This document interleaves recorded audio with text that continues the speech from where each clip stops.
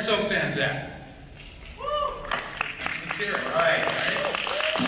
Split it up, because they've done both. GH? YNR? A little less, all right, watch this. Studio City. Oh, wait. I thought you might like that. Great. Okay, so we're good. We should get questions on all three. I'm going to start with you, Sean. Your last stint on GH was the tragic ending of AJ Quartermain, who's been shot and is probably dead for real. But it is so you never know who's coming back and who's not, right? Can you talk about your two characters that you played? You played AJ, you played Deacon on YNR. Compare and contrast? Sure. So I joined the cast of General Hospital in 1992 to assume the role of AJ Quartermain, who had previously been played by a couple of actors, some as adults and some as little kids. And I screen tested for the role because Steve Burton, who played Jason Quartermain, he and I were very good friends, and we had a really kind of uncanny resemblance. And they were looking for his new brother, and I was the only guy that screen tested, so I knew if I didn't get the part, it was because I was really bad. But luckily I got it, and it was a terrific experience to join a show that has such an amazing, rich history. I mean, General Hospital is a part of the television tapestry of America, and it was a great experience for the most part. Deacon Sharp on The Bold and Beautiful, very different experience. I originated the character. The show is a half an hour as opposed to an hour, syndicated in 100 countries throughout the world. To this day, it's still probably one of my favorite characters I've ever had the privilege of playing. And Tristan, you were doing soaps before you left Australia. What brought you to the States in the first place? I had to leave the country. No, it's my ex-wife's idea. For you to leave the country? And I had a number of businesses back in Australia that did very, very well.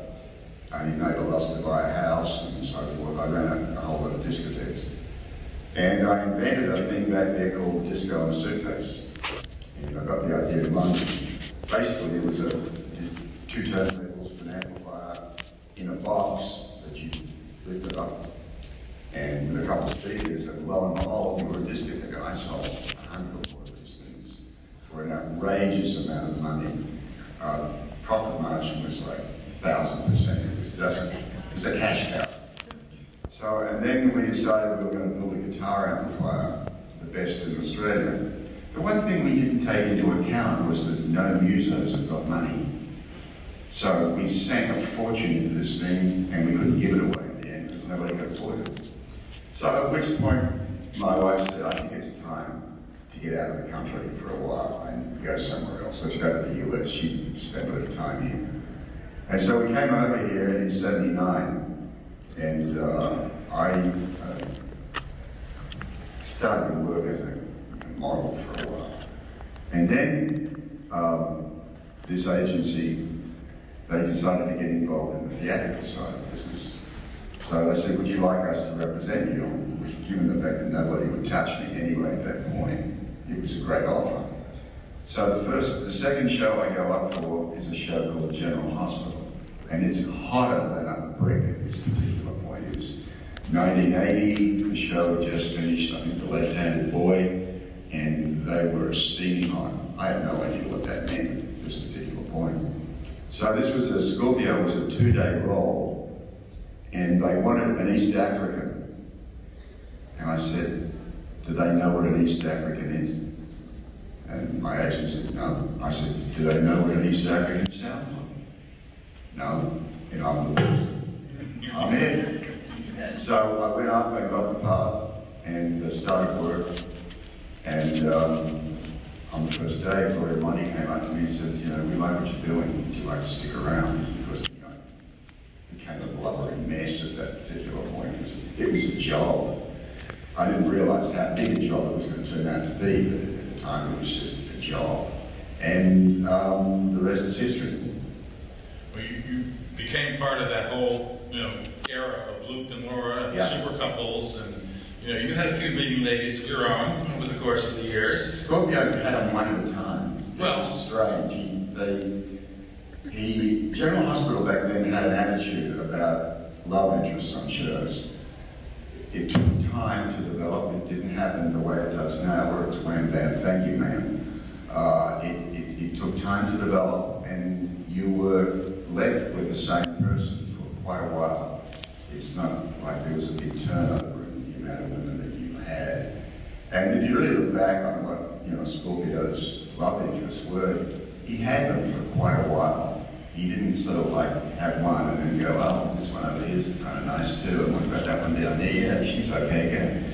Yeah, he kept one woman for a while, and that worked much better for me. I mean, I like that way. I'm not quite sure that I like to see a steady stream of women go in one door and out the other, and that's not his character.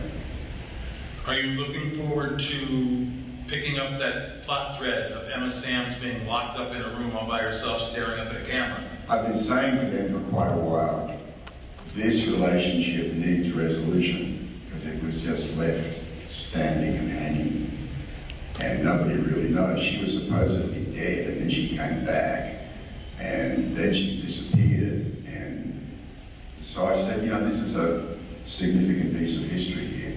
This needs to be resolved. And it's that word resolved that gets people mad. They don't want it to be resolved in a negative way. They want it to be resolved in a positive way, i.e. they want the couple back together again.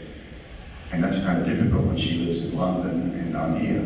So I don't know. And at the moment, it's impossible anyway, because her health is not good. She's had COVID for about a year and a half. She had COVID before it had a name. And that dictates the fact that she won't be coming here any soon. Anytime. So. All right, let's spin gears for a second and talk about Karate Kid 3 and your injury and how that led to you writing your book. Okay, so Karate Kid 3, I got the role from an open call. I stood in line with probably 2,000 young guys who all wanted to win the role of Mike Barnes, who was described as a 17-year-old white Mike Tyson who would terrorize Daniel San. I never thought of myself as a 17-year-old white Mike Tyson, or any other color for that matter. And I was like, okay. So I went to the audition, and John Avildsen, who had won the Academy Award for directing Rocky and directed the first two Karate Kid films, was making his way up the line, intermittently stopping and talking to some of the people that he wanted to do a little improv with, and he stopped in front of me and asked me to do an improv to intimidate him. And I don't remember exactly what I said, but it had something to do with the fact that if he didn't take me inside for a screen test, I was going to show up in his kitchen that night with a butcher's knife. And he was like, oh shit, did I just overshoot the mark? And he just sit with me for a bit, and he goes, okay, all right, I buy it. I was like, okay, good. So he sends me inside, and there was Ralph Macchio, and I screen tested with Ralph Macchio, and I thought I did really well. And I learned about 5 or 6 days later that they actually hired somebody else to play Mike Barnes, and I guess the kid didn't work out. They kept him for about a week, and they called me back, and I wound up getting the role. When we were about 2 weeks into filming, after about a month of rehearsing, we were about to break for the Christmas holiday, and I was having some pretty significant pain in my left thigh, which I attributed to all the karate that I was doing. So I was taking a lot of aspirin. Well, in reality, what had happened was I had perforated my greater omentum, which is a sheath of skin that wraps around your intestine. I was bleeding internally, and the blood was trickling down on my femoral artery, and it was agitating it, which caused the pain. The more aspirin I took, it's blood thinner, the worse it got. So I was in Las Vegas, Christmas Day, 1989. I passed out in the Dunes Casino. The paramedics got me, threw me in an ambulance, and I'll never forget what one of them said to the other. They said, he's dying, we have to get him in the hospital right now. So, Christmas Day, 1989, while everyone was wrapping presents, getting ready to have dinner with their family, I was fighting for my life. I was 21 years old.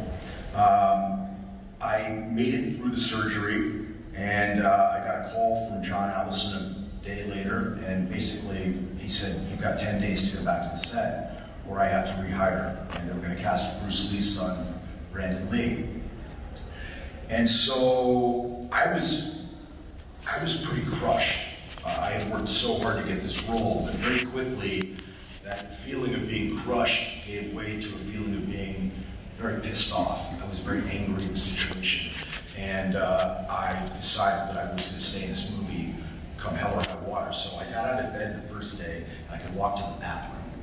And the next day I got outside of my room and I could walk around the entire hospital hallway, and the day after that I could walk around 3 or 4 times. Long story short, after about 5 days, I had them dismiss me against medical advice. I had about a 14-inch scar on my abdomen with staples going down it. And they decided, okay, they were going to keep me in the film because they had just enough of me on camera, filmed, but they were going to get a stuntman to do all of my martial arts. And that was really difficult for me because I trained in martial arts for years, and in addition to that, I had learned all the choreography.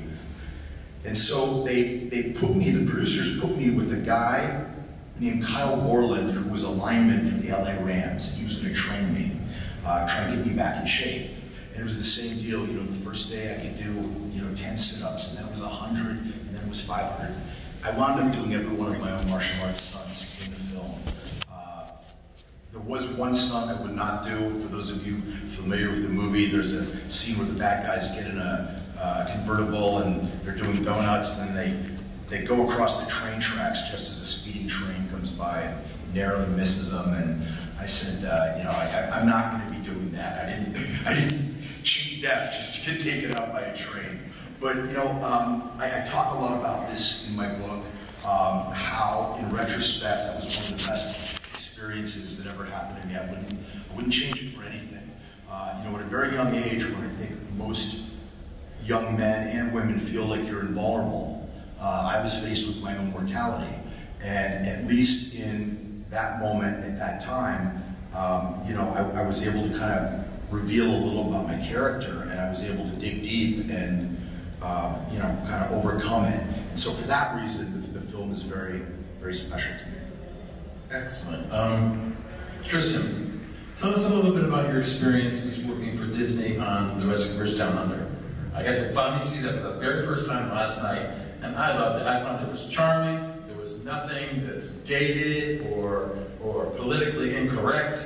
It's just a fabulous little movie, and I want to hear your stories about your experiences making it. Well, it started out as just a regular interview, and I turned up to this place somewhere in Burbank, and I walked into a room, and there must have been at least 40 people in there, and I wasn't used to auditioning in front of that many people, so they gave me the copy like 5 minutes before I walked in there. And I'm doing the copy, and they said, let's do it again. So I did it twice, and then finally I said again, I said, hold it. I said, this character wouldn't say this dialogue in these circumstances. Who wrote this? So the guy stands up, rather sheepishly, and I guess, nobody ever questioned Disney writers. So this guy, somebody in the room says, okay, well, how would he react? So I said, do you mind if I change a few things? And I said, go ahead. So I changed a lot of stuff, did the reading again, and they said, thank you very much. And as I walked out of the room, I said, well, I can forget about that job. So about a year later, I get a call from my agent saying, you got the job? I'm going, what job? Yeah, you have a Disney movie. What Disney movie? That one you did a year ago. Well, who the hell remembers what you did a year ago, for Christ's sake? Well, you got it, you start in 7 days. So I turned up to the Disney lot and went into a studio there, and all around the wall were pasted drawings of Jake in various different positions and doing various different things. So we did a run through. Then we did it again, and they said, thanks very much. And I said, well, that's it. Yeah, that's it. Go on. Okay. 3 days later, I get another call. Come back and do it again. Okay, so I did it again. Thanks very much. What? Yeah, go on. So this goes on for a month.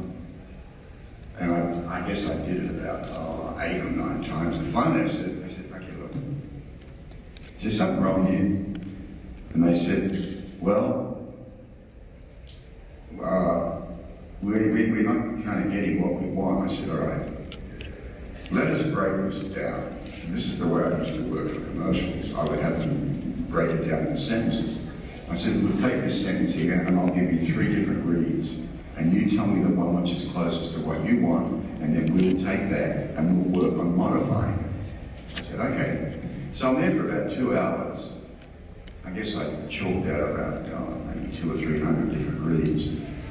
And this went on for months. Finally I said, is there something wrong here? And I said, well, there's good news and there's bad news. I said, let me have the good news. You give us a lot of stuff to work with. I said, what's the bad news? You give us a lot of stuff to work with. And they said, we're not used to this. Because Bob Newhart and Ava Gabor, they would give 1 read and then leave. And they finished all their stuff.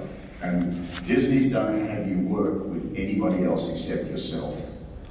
So, going back a little way, this particular studio was the last studio from the Walt Disney era, the last studio that Walt had actually worked in. And so when I was told that, it was like, you know, I got all chills. It was like all these ghosts suddenly appeared out of nowhere. And that was, I did the very last take of anybody in that particular studio. It was modified and brought up to the digital standard. So I guess we went on for about another 2 months, and then finally nothing. I didn't hear anything from them. So finally I get a phone call. The premiere's tomorrow. What? The mob brought in, are you sure? Yeah, it's tomorrow, be there. So it was the Beverly Theatre in West Hollywood. So we go in there, and I'm embarrassed to say I fell asleep during the actual showing. And I'm leaving the room, and Jeffrey Katzenberg, who was head of production, basically the head of the studio at that point, came up to me and said, you had really good stuff. And I said, you know, Jeff, the one thing that this movie lacks is music. Jake and Bob and Ava should be singing. And he said, yeah, we thought about that, but, well, we're going this way with it. So the movie never performed as well as Disney had expected it to perform. It was based on the first one, which apparently did really well. It's called The Rescuers. And this didn't work as well. And I ran into Jeffrey Katzenberg like a year later, and he came up to me and said, you were right. And I said, that was. He said, we should have put music in it. Right. There you go. Who wouldn't have paid money to hear Tristan Rogers sing as a mouse? I'm telling you. So during your 10 years at General Hospital, you did not overlap much at all. He was joining as I was leaving. Right. I'd been there for 14 years and I'd had enough. I was done. And I tried to leave once before, and Gloria Monty came back on the show and said, I need you here for 6 months. I'm bringing in this whole new character. It's going to be wonderful. It's called Evans. And Tony Geary's playing the role of what's his face there. And I said, you're shitting me, aren't you? You're going to have the most iconic character in daytime television play somebody else. She said, it's going to be wonderful. Well, of course, it was a huge flop. And halfway through it, they were told, get rid of this thing completely and bring Tony Geary back as Luke Spencer. So they didn't have another storyline. So they turned to Gloria suddenly and said, I've had this wonderful idea. you're going to get married. I said, what? She said, you and Anna are going to get married. I said, wait a minute, you've already been married. It didn't work then. Why do you think it's going to work now? And of course, it didn't work. I really did have enough at that particular point. It was the last thing in the world I wanted to do. So.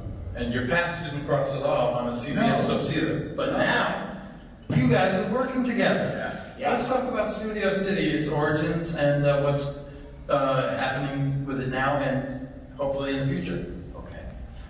So Studio City is a show I created. It's on Amazon Prime right now. And boy, I've been trying to get this project made for a really, really long time in various different incarnations, under different names, and eventually, well, if I'm being really honest, once my wife Michelle came on as one of the producers and writers, it's amazing how quickly it came together. So I'm very fortunate to be sleeping with one of the producers. This has been a baby of mine, and for those of you that haven't seen it, it's primarily about my character, whose name is Sam Stevens, and he is an aging soap star. And you know, when you're on a soap opera and you start to become older on a soap opera, there are a lot of sort of things and baggage that come with that. And you know, they've always said, write what you know, and that's what I've always heard. For better or for worse, I know soap operas. Not as well as this guy, but I know him pretty darn well. And I wanted to show what it was like being a guy that's on a soap opera, because you initially look at this guy and you think, oh, he works with beautiful women, he must be making a lot of money, but and he's not necessarily super likable in the beginning, but as you get to know him, you realize this is just a guy trying to figure it out. You know, he's got family issues, he's got issues with work, he's got all sorts of stuff, and it humanizes him. So I had a very clear idea of the actors that I wanted to work with on the show. And the part that Tristan plays was always for Tristan and only for Tristan. Tristan and I did a play together. We did a Sam Shepard play called True West. And we started talking, and we were discussing a lot of things that maybe we would do in the future. When it came time to put Studio City together, I said, if you trust me, I said, we're going to write you a role that is going to show everybody what a terrific actor you are. And it's not going to be Robert Scorpio, it's not going to be Colin, what's his name. It's going to show who you are as a human being. And I'm extremely grateful that the voters of the Television Academy allowed me to keep that promise and recognize Tristan's brilliant work, awarding him the Emmy for Outstanding Lead Actor. So for those of you that haven't seen it, please watch it. Tristan is brilliant in it. It is a bit of a family affair. My wife Michelle is one of the producers, one of the head writers. Michelle's daughter, my stepdaughter, Juliet, plays my daughter in it. All the actors I've worked with before, we're all friends. We all have a nice shorthand together. And the first 6 shows that we did were nominated for 8 Emmys, and we won 1, thanks to Tristan. And then the second series of 5 shows that we did that completed season 1, I believe we were nominated for like another 10 or something, and we won 3 actually. We won best show in our category, we won Outstanding Lighting, which was really great because we competed against the big shows. You know, we're like this little engine that has no money and no resources, and we beat General Hospital and Bold and the Beautiful and Young and the Restless, which that was kind of sweet. And what else did we? I think that's we won like 3 or 4, and we got a bunch of acting nominations. So please, if you haven't seen it, we're building our audience, and we are looking forward to a season 2 that is going to hopefully be bigger and better than season 1. And season 2 is kind of on hold because of COVID. Well, no, it's actually not on hold. You know, we completed 5 episodes during COVID, which was a Herculean task. It posed some very significant logistical obstacles, and in the middle of us doing it, we had to work with what we call a skeleton crew, which means the amount of crew that you're using is significantly pared down. You know, masks, distancing. I mean, obviously stuff that's not ideal for filming. And in the midst of that, we get a call from Spectrum Television, and they said, we want to do a story on your show about COVID protocol. So in the midst of it, we basically had the press snooping around to make sure that we were adhering to everything, and that being said, we were able to accomplish it. So no, it's not going to hold us back. We are going to do a season 2 that is going to be bigger and better, and I look forward to bringing it all. Okay, and Tristan, let's talk about your role in Studio City.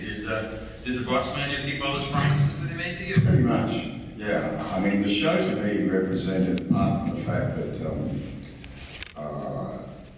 you know, I had a role to play that I would never be given anywhere else. The show itself was an involvement of what daytime soap can actually be. And one of the problems soap is it's stuck in the mud. It's just repeating what it did the last 20 years, and it needs to move ahead. And our show showed that it can move ahead, that it can evolve, it can be different, it can be better. And that's one of the most important things for Studio City is that, yeah, we're the little engine that could, but we're the little engine that could in a really significant way. There's so many things I can bore you with in terms of the technical side of things, but I won't. But I did a show prior to this called Night Shift, which was a spin-off of General Hospital. And it was a different Robert Scorpio. It was Scorpio with cancer, he was dying, and suddenly he becomes aware of the fact that he's a human and not this machine, which is the way he's been written for a long time. And Studio City brought a lot of those things to life in terms of technical, on the technical side. So I was really proud to be a part of it, for many reasons. Great. It's time to turn it over to the people that paid to get in the door. If you have any questions, please come on up to the microphone and let's hear what your opinions are about storylines or behind-the-scenes stuff. Who's got a question? Yes, this young lady. Would you please come to the mic? What is your name, please? Hi, I'm Lisa. Lisa, hi, Lisa. What's your question? Well, I was going to ask about Holly and where that's going, but you got that one. First of all, when you played AJ, you did it so superbly, and dealing with his alcoholism, the whole family dynamic, you did such a good job and really gave it wings.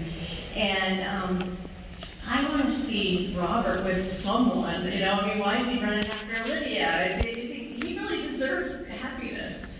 So are they going to bring him a female? This is one of those questions that you really should direct straight to Frank. Write Frank a letter or an email and tell him exactly what you feel. Right. Leave out nothing, including the 4-letter words. Okay, because you're capable of so much more, and it seems like they're dropping the ball there. Well, that's why I like doing what we're doing. Have you seen Studio City? No, but I'm going to. We do have Amazon Prime. When you see Tristan do this, I mean, it's heartbreakingly beautiful and compelling what he does, and I'm glad that they haven't figured it out on General Hospital than we have, because I'm able to keep it for myself. Well, good. I'm looking forward to it, and I'll put it on Facebook, and you know, I'll have some people tuning in just out of curiosity. Thank you. Robert and Olivia had some, I mean, you and Lisa Lucicero had some really great chemistry during those scenes, and I found myself starting to root for them. It's like, okay, well, let's shake things up a little bit, because this is the year, every cycle, every like 5-10 years, they'll go through a cycle where they break up all the couples, shuffle them around, and put them all back together. And it's going on, and a lot of it, the fans are bristling against it. But Olivia had a bit of a following. It had potential, no question. I mean, Robert with a much younger woman is an interesting idea that opens up a lot of storylines. But, you know, because something makes sense doesn't necessarily mean that it's going to happen. In fact, just the opposite. I find that the more sense is made, the less chance they've got of existing. So, yeah, I know Lisa wasn't too happy about the fact that Sonia just went up in the air and just ended. One of those things. I don't think it's going to come back. They want Emma Sands to come back, and that, of course, at the moment is impossible. At the moment. But we're hoping for the future and her swift recovery. Yeah. Sir, question. Your name, please? Clinton. My question is I'd just like to learn a little more the day you did your films with Elizabeth Taylor. How was that like that day in filming? This was something that was never meant to happen. Her agent called up, this was back in 1981, and said, by any chance do you have any position that maybe Elizabeth Taylor could read for? And this sent the entire production crew into a flap. So there was a role, the role of Helena Cassadine, but it wasn't due to happen for 8 months. So all of a sudden, Gloria said, we're bringing it all forward. So in the space of about 3 days, they brought 6 months of storyline forward. There wasn't meant to be a wedding. That wasn't on the cards. And Elizabeth said, oh, by the way, I'm not doing the show unless there's a wedding. So that, everyone went, oh shit, how do we do this? So all of a sudden, out of nowhere, Luke and Laura are getting married. That wasn't due to happen until 1982. And as it turned out, the wedding wasn't going to happen at all, even with her, with Elizabeth Taylor. But straight after they got Luke and Laura married, Jeannie Francis announced, I'm leaving the show and going to CBS to do a primetime soap. Tony then said, oh, well, I want to leave the show and do a couple of movies. And then Gloria said, well, I've got a deal for production in ABC primetime. Suddenly, the whole thing fractured. So, if they hadn't been married, if they didn't get married in 81, there wouldn't have been a marriage at all, and history really would have been significantly changed. Yeah, that wedding did change the whole game. Totally. But it wouldn't have happened. There's a number of reasons why it didn't. If Elizabeth hadn't called up and said, I'd like to be on the show, they wouldn't have brought everything forward, and there would have been a wedding where there wouldn't have been a wedding. I just had this big epiphany that I'm doing it all wrong. I should be calling shows and just saying, I want to be on the show. Why did I call for Maverick Top Gun, you know? Hey, I want to be a fighter pilot. Sure, but we shot right in the plane. Idiot. Okay. That's how it goes. Sir, your name, please? My name is Chuck, and I just want to know, like, how was your experience on Karate Kid 3, working with Ralph, Pat, and everyone, and all the cast, and just how that was in general? A lot of mixed feelings about it. You know, I grew up watching Pat Morita in Happy Days when I was a little kid, so for me, he was Arnold before he was Mr. Miyagi. I had been a paying customer for the first 2 films. Karate Kid 2, a year before, I was sitting in the theater, and now about a year later, I'm on the back lot filming with them. So it was very surreal for me. I was a young actor, very, very inexperienced in green, so I had to learn a lot of stuff quickly. Ralph and Martin Cove and the gang had all done the first 2 films together, so they, you know, they were known commodities, and they knew how to work together. The producers hired me, but they weren't really sure that I would ultimately be able to deliver what they wanted. And it wasn't until the final climactic tournament scene where they let me improv and let me just sort of off the chain, where they were like, you did it, you know, we got what we needed. So it was a lot of different emotions.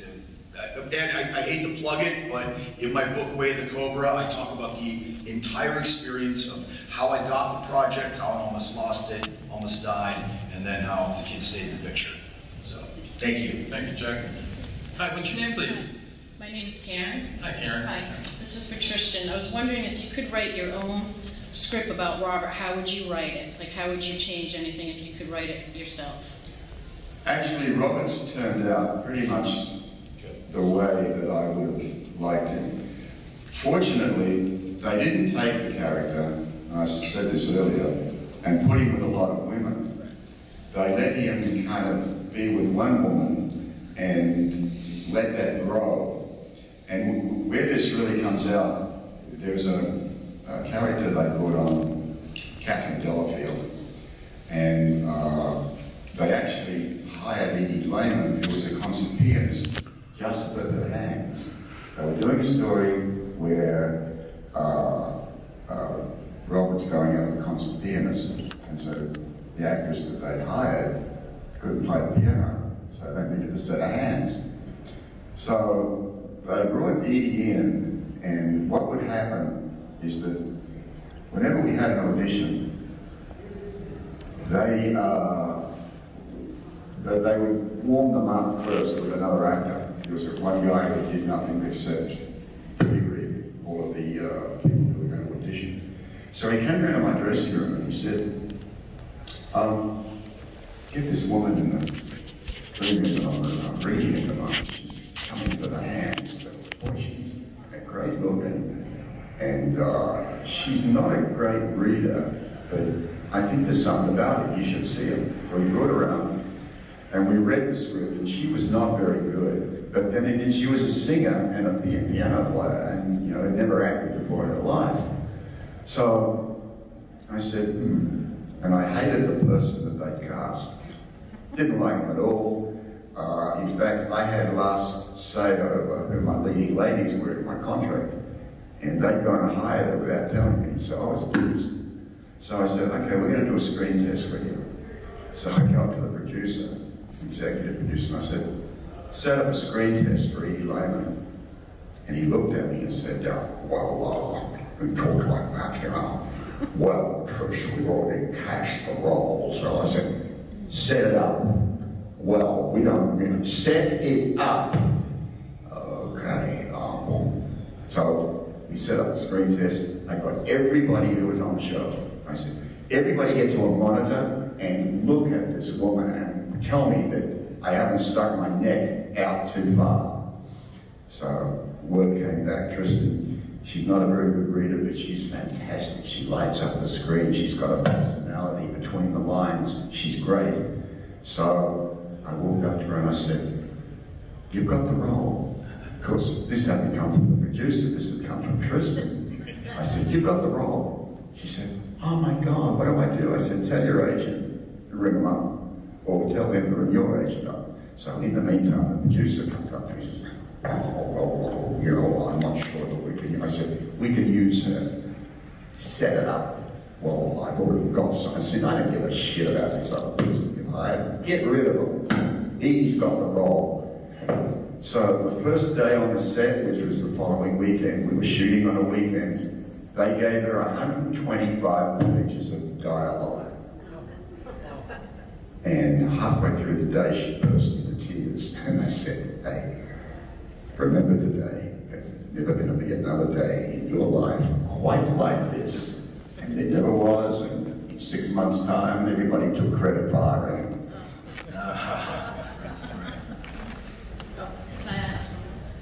We've only got time for one more question. Okay, what's your name? Susan. Question? By the way, I love the actress who played Kanan. Loved her. I loved that storyline.